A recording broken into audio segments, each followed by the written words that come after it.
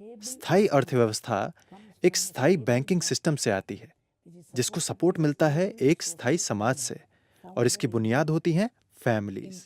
इसीलिए Indian economy प्रकृति में एक स्त्री की तरह है। ये देश काम करता था 90% कैश सप्लाई के बगैर भी, रिश्तों के दम पर। सब क्रेडिट मोड काम करते थे, सब एक दूसरे को जानते थे, सब जानते थे वो किसके साथ डील कर रहे हैं। किसान मंडी में अपना सामान डिलीवर कर देते थे, मंडी वाले मिल वालों को सामान बेचते थे। सारा ट्रांजैक्शन यूं ही हो जाता है क्योंकि हमारा समाज रिश्तों पर आधारित है, पश्चिमी समाज कॉन्ट्रैक्ट्स पर आधारित है। हमने अब वाकई एक अच्छा स्थान पा लिया है वर्ल्ड लीडरशिप में, और ये हुआ मौजूदा सरकार की वजह से। जिस तरह इसने पाकिस्तान को हैंडल किया, चाइना को हैंडल किया, डोकलाम, जिस तरह से सिक्योरिटी पॉलिसीज बनाई जा रही हैं, मुझे लगता है कि हम एक ऐसे लेवल पर हैं जहां हम भविष्य में विश्व के एक बड़े जियोपॉलिटिकल पावर बन सकते हैं। ये हमारे डेवलपमेंट के लिए जरूरी आयाम होगा। जब आप रूल्स नहीं तय करते तब तक कोई डेवलपमेंट नहीं हो सकती। डिमोनेटाइजेशन अगर नहीं होता तो हमारी इकोनॉमी खत्म हो जाती।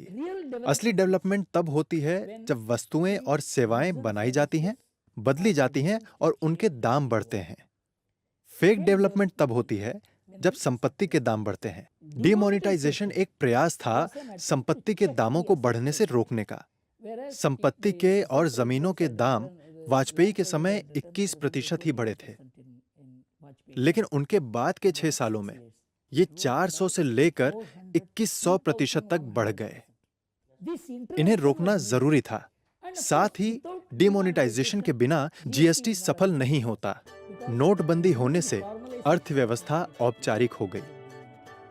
आज अमेरिका भी सोच रहा है कि क्या उसे क्वार्टरली रिजल्ट प्रकाशित करना चाहिए या नहीं, क्योंकि फिर सारा ध्यान सिर्फ क्वार्टरली रिजल्ट की तरफ रहता है। हमारे विचार कुछ अलग हैं।